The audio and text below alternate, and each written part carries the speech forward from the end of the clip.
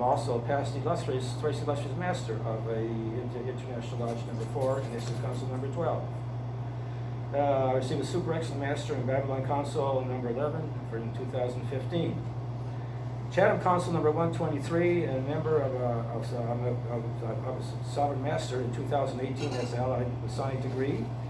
I'm also a member of the London Conclave number 2, which is the Order of the Secret Monitor. And I was, which I already stated, for what I was vice master of Council number 12, that was 2013. And of course, as you all may know, you can join the shrine after you completed your all 3 degrees in Masonry, but that's kind of changed now. But I was a member, I joined in 1989 of the Shrine Club. And I don't know if anybody knows the Easy Riders who participate in all the local parades, candidate parade, etc.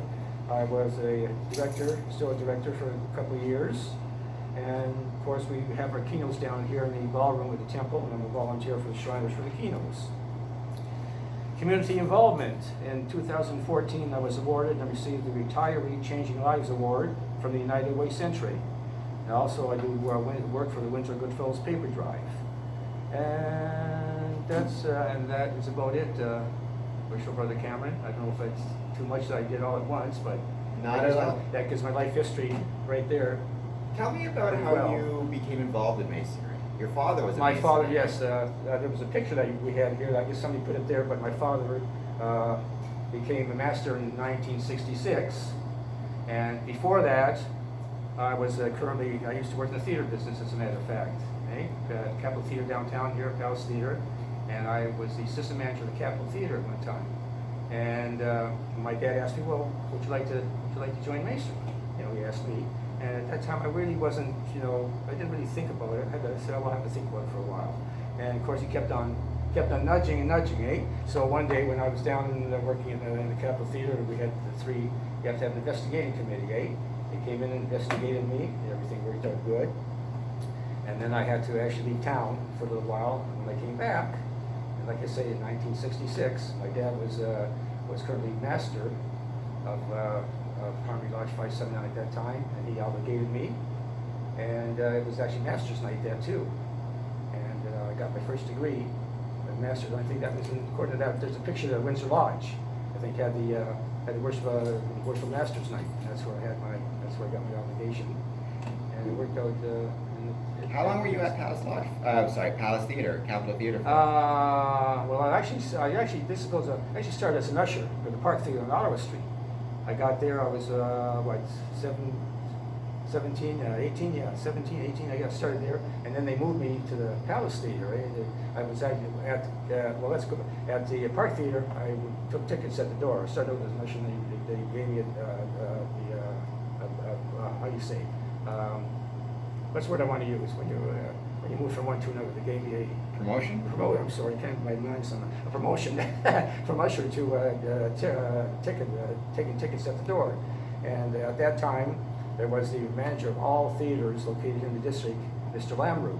He was the manager of the owner, the manager of the Capitol Theater. But he was head of all the theaters in Windsor at that time.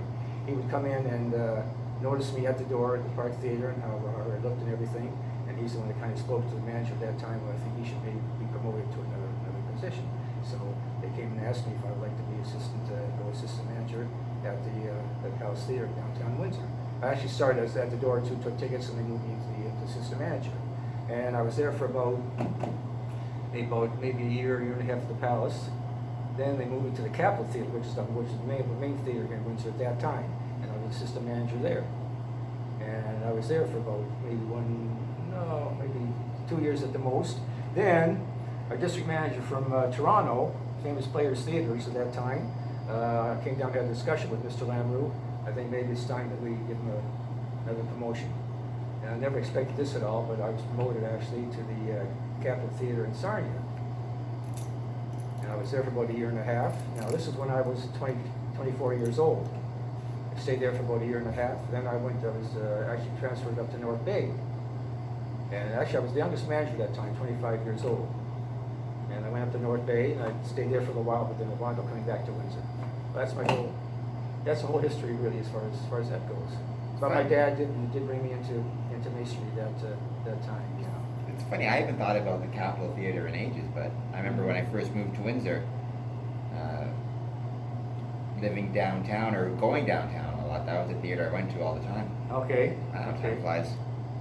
Okay. So one thing we haven't talked much about, or in this podcast, I've spoken Yes. to Masons about their craft lodges. I've spoken to Masons about the Scottish Rite and the York Rite. Okay. But one area of Masonry, which I haven't talked much about, but I think is something I'd like to talk to you about, is the coffee club. We're here in the coffee club room. I know you, Yes. once restrictions are lifted, My pride and joy. For sure. we'll be here more often. We got Okay. some coffee donated for it. That's Tell nice, me, yes. tell me about the coffee club, how it started, and how important it is to you, and how important it is, you think, to the Masons who attend it. Well, actually, when it first started out, it used to be called the 11 a.m. Coffee Club. I'm going back to the 60s, but way back. We used to come down at the coffee club. And somehow it came to be that it was shut off, canceled for quite a while. Then they said I got actually promoted or approached by the fellows like Right Brother Warner, and this and that. We took me being in the Harmony Lodge.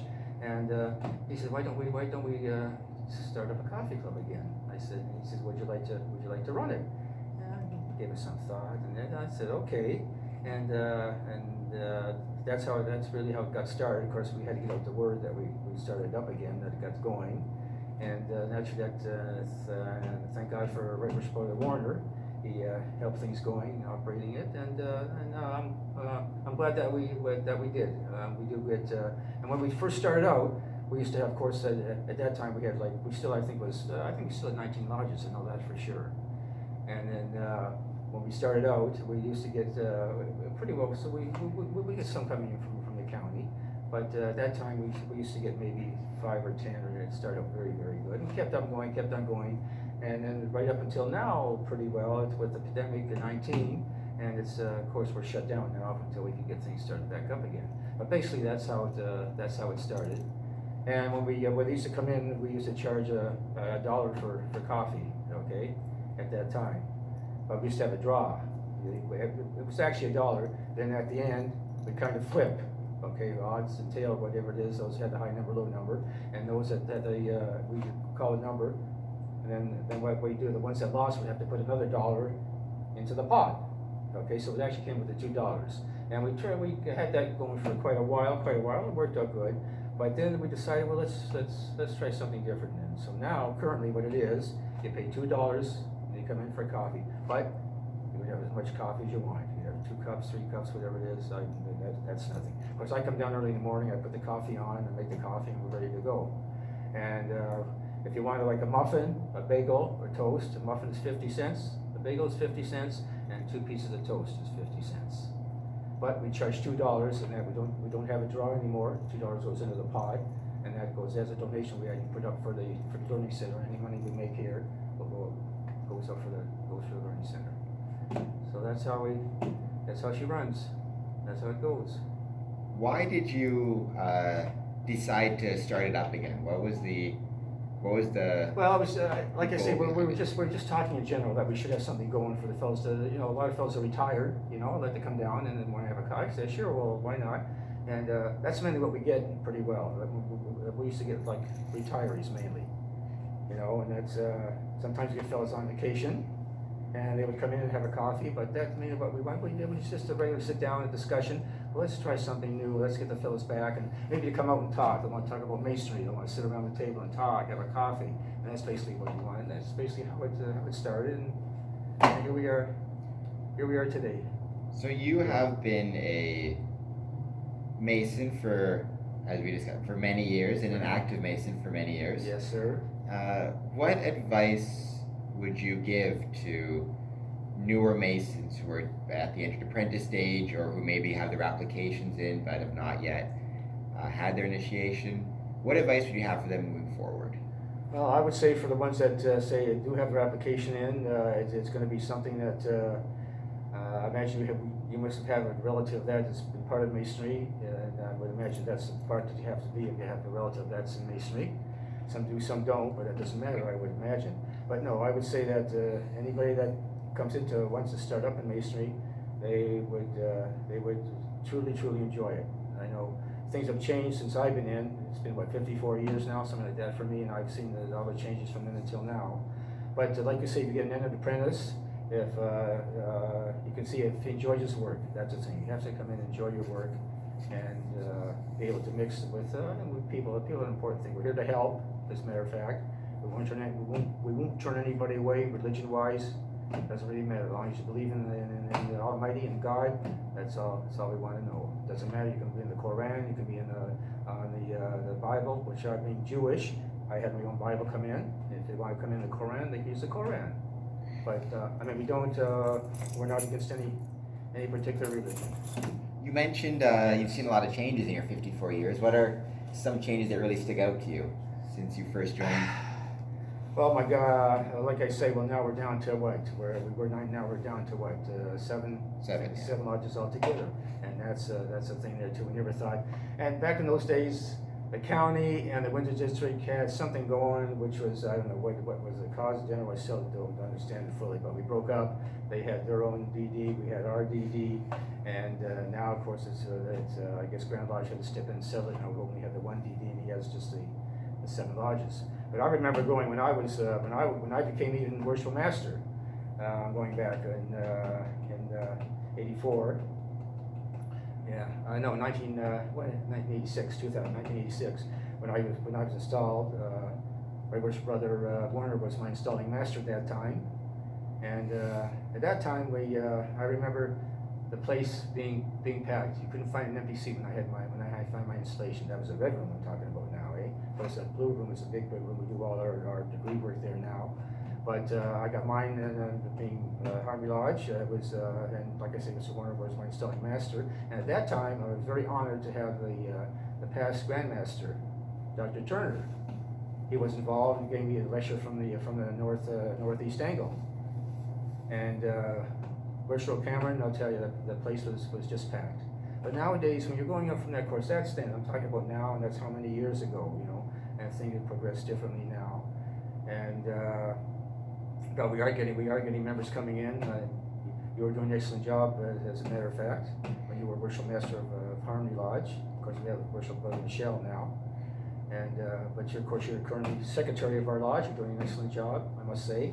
Much appreciated. And you do a lot of things, Cameron. I don't see why you're not really recognized by Grand Lodge. I'll tell you that right now. I don't know how you do it. I'm going to call you worshipful sir because you're a worshipful sir. Well, you're a very worshipful sir. Speaking I don't care. But you shouldn't. Sometime I'm sure you're going to be recognized by Grand Lodge because I don't know how you're around. You go around every time I see you're here. You're in the States. You're in Windsor. And of course you're a wrestler too, and a referee. Keeps me out of trouble. I enjoy watching that. I'll tell you, this man. I don't know how he does it, but he does it. He can jump off the rope and do anything he wants to do.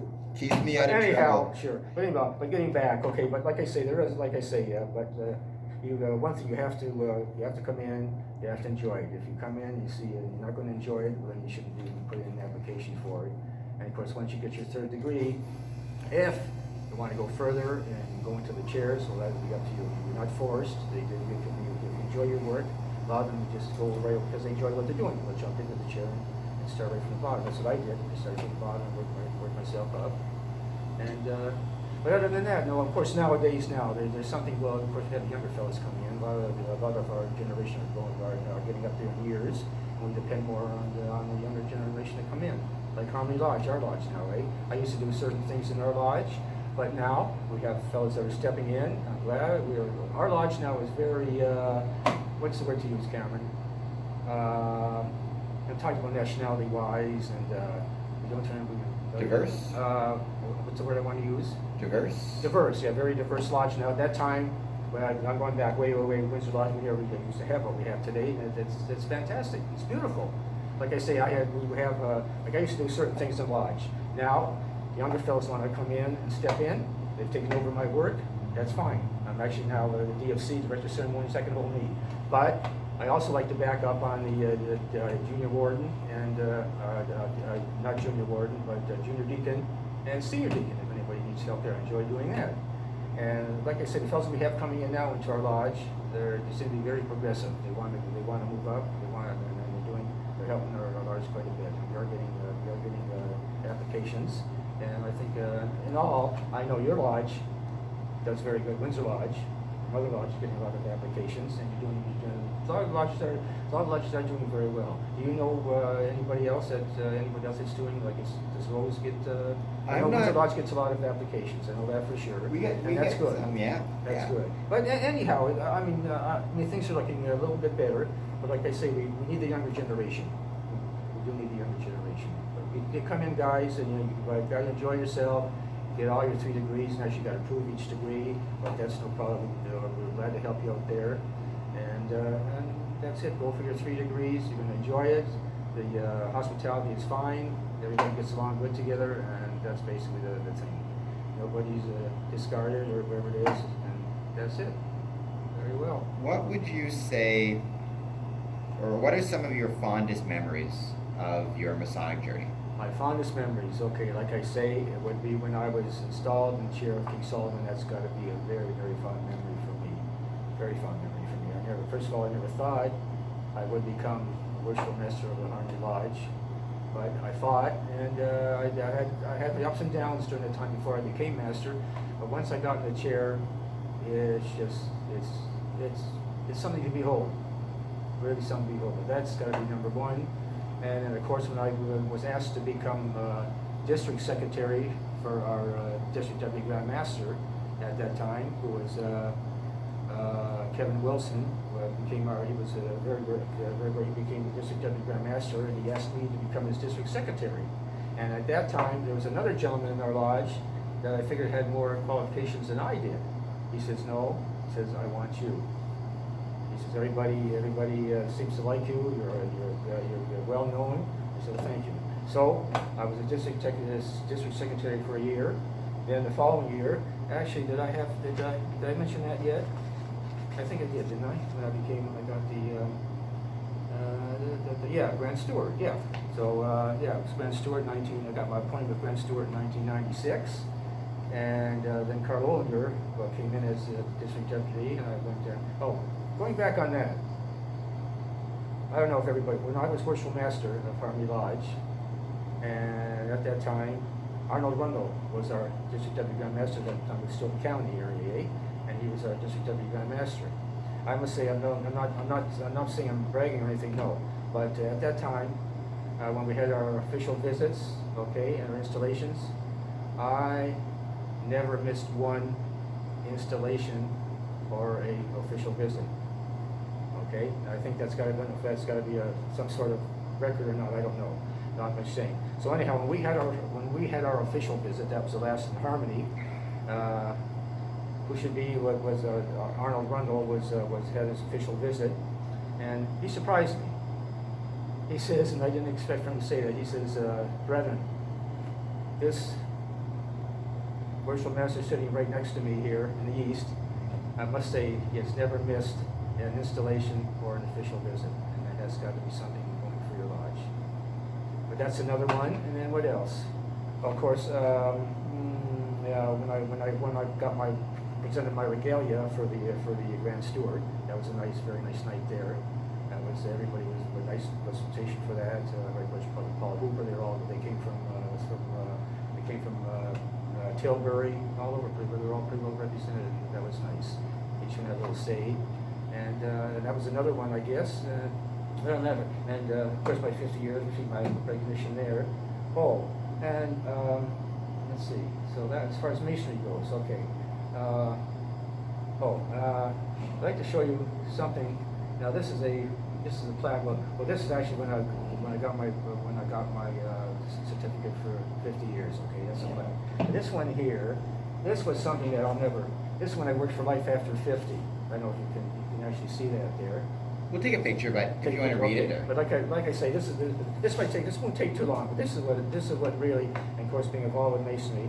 Okay, this was March the 14th, 2014.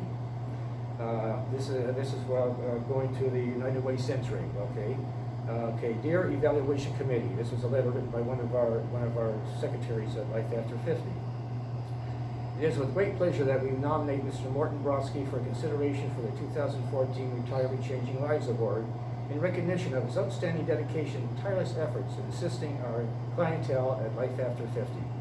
What is staggering is how the efforts of one particular person, can truly make a difference in addressing one of the many problems facing our seniors. Morton Brodsky, who last year celebrated his 70th birthday, first came to Centers for Seniors Windsor, now known as Life After 50, in 2006. He's volunteered for many of our special events, like the annual Windsor Elvis Fest, ever since. Mort has lately dedicated much time and effort in our community, support services department, and particularly the transportation program, which has been growing steadily in leaps and bounds. As the population grows older, the service needs grow. There's a strong need for low-cost transportation services geared towards seniors who do not live on the bus route, or can no longer drive, or have lost a supporting family or friend who had helped them before. Mort often gives us 2 or 3 afternoons a week. In 2013 alone, Mort had put in 266.5 volunteer hours driving in the agency van and racked up 1,210 kilometers of mileage in his own vehicle. Not only does Mort give of his time to Life After 50, he's also involved in other organizations. He's a volunteer at the Learning Center as a monitor. With the Ramah Shrine Club, he is the secretary, organizer of the Coffee Club with Windsor Masonic, secretary of the Windsor District Masonic Association, Worship Master Board of Cities Lodge number 554, and he works bingos and other fundraiser events as a Mason and a Shriner. The most often heard comment from our transportation clients is that he's a very nice man. We sometimes hear later that he took the extra time to stop at the pharmacy for them to go to run in their prescription, or that he simply took out their recycling or garbage bins. These small gestures mean the world to our senior population. One recent incident last December stands out. Mort had gone to pick up a new client from her doctor's appointment to take her home to a LTC facility. When he got to the doctor's office, the receptionist took him aside and told him that they had received notification that the woman's husband had just passed away in another facility. As the doctor's staff scrambled to find a friend or relative to inform, Mort sat with her and kept the woman company until a family friend was actually able to come and be with her. This one may not remember Mort that day, but his simple kindness is noted by this organization. He goes beyond just transporting people, and he inspires us to do more and be better. It is with great pride that we shine a light on one humble man who has given him of himself for many years. This is a man who quietly shows his compassion, honor, and responsibility to his community on a daily basis. Because of his efforts, Mort has earned a spot in the hearts of many of his regulars, and has earned the respect and gratitude of those he assists and those with whom he volunteers. As a staff member who relies on Mort's generosity, I strongly urge you to award him the 2014 Retiree Changing Lives Award. Respectfully submitted, Anna Social, Support Services Coordinator.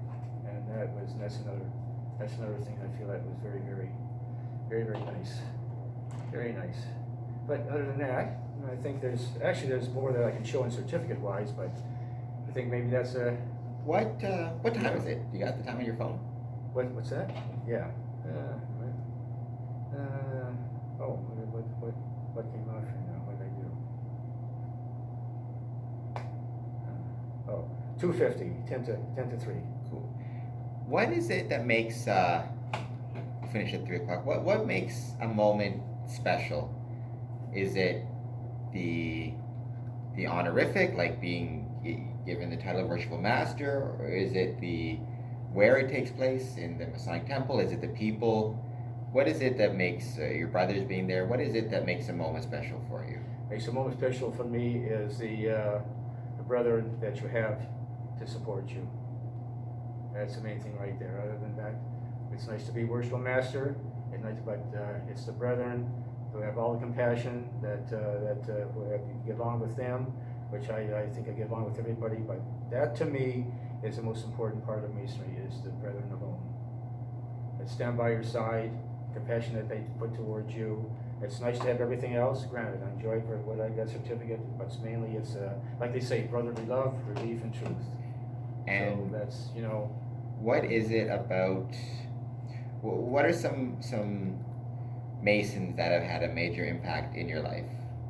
Well, I would say, let's see, my worship brother Warner is one, and of course I know my worship brother Wilson is another one, That has really helped me through. Oh, I must say, Worship Brother Pat Chartier, very Worship Brother Pat Chartier is another one that's really has helped out sometimes. But other than that, standing out, I think everybody, Cameron. I can't really put one over the other. But all the brothers that I proposed if I had to, but no, they haven't said no. They always everybody helps out. Everybody helps one another. Well, I can't say anything. I can't say anything anyone particular. But I think the couple that I did point out, like Worship Brother Warner and Kevin Wilson and a lot. I could name quite a few. But Where do you see Masonry going in the future? You've been a Mason for 54 years. 54 so years, yes. In another 54 years, yes. Where do you see the craft? I hope it goes on and thrives and keeps on. Of course, I won't be here to see it. But, you'll be 35 at that point. No, but I do hope that it continues like it is. We get more and more members coming in. It has to. It's good. I know we lost a lot of members, and every lodge does lose members, and every body does lose members, and but we have to keep on. Get out there and pushing it and bringing the young fellas. That's really the main thing. Keep on pushing, bring them in, and I hope another 50 years from now, we're going to be as big as we were ever. You get over this pandemic, whatever it is, get that out of the way. I hope we get this out of the way. They say when Lodge is going to start up, and it's really hard to say, but anyhow. Well, so, you have been. Like I say, I did have a few more there's one. Let me put in one more. Okay, there's one. Okay, yeah, just this one here. This is another certificate of appreciation. I think this was actually awarded to me from in recognition. This is what I gave. In recognition of your donation, I gave King Solomon's sword to our lodge. It's a beautiful sword to be used in the first degree, and it's a beautiful sword. So far, they've been using it, and I just wanted to mention that. And that was I actually came across that sword, and I figured, well, why not? I'm not going to use it, so I might as well take it and donate to the lodge. You can use it in the first degree. It's a beautiful sword, and they do use it, and I do appreciate that very much. And that's pretty well, Cameron. And basically, these other certificates are when I became a Royal Inspector Master, so it's something that's already been sitting there anyway. So, but that was the only other one there. So. We'll get some pictures of those sir. for sure. I guess that's okay, and that's. But like I say, going back to, I do like to in the future. You come on. We need to get out there and bring in these new entered apprentices and keep it going. Keep it going. Hopefully I won't be around. Well, maybe I'll be looking down and say, well, look at this. Army Lodge is really progressing. Well, you'll always be part of. And like I say, I have to say it again. I have to say it's in my heart. But what you do. How you do it, I don't know how you do it, Cameron, but you're a fantastic person, and I mean that. I don't want to start crying because no, I don't want to. But how you do things like that, you are fantastic. What you do, and you're so smart. You're so smart. I appreciate that. But like I say, I hope one day that you'll be recognized by Grand Lodge. I hope I'm here to see that. I really am. I really am. I appreciate that, but don't forget this. Don't with myself. I'm just. I know I'm glad. Like I said, I never thought I'd be a worship master. I never thought I'd be a grand steward. I never thought I'd be this, but it helps. It helps quite a bit. You got people that are beside you, especially when I got the 33rd. That shocked me.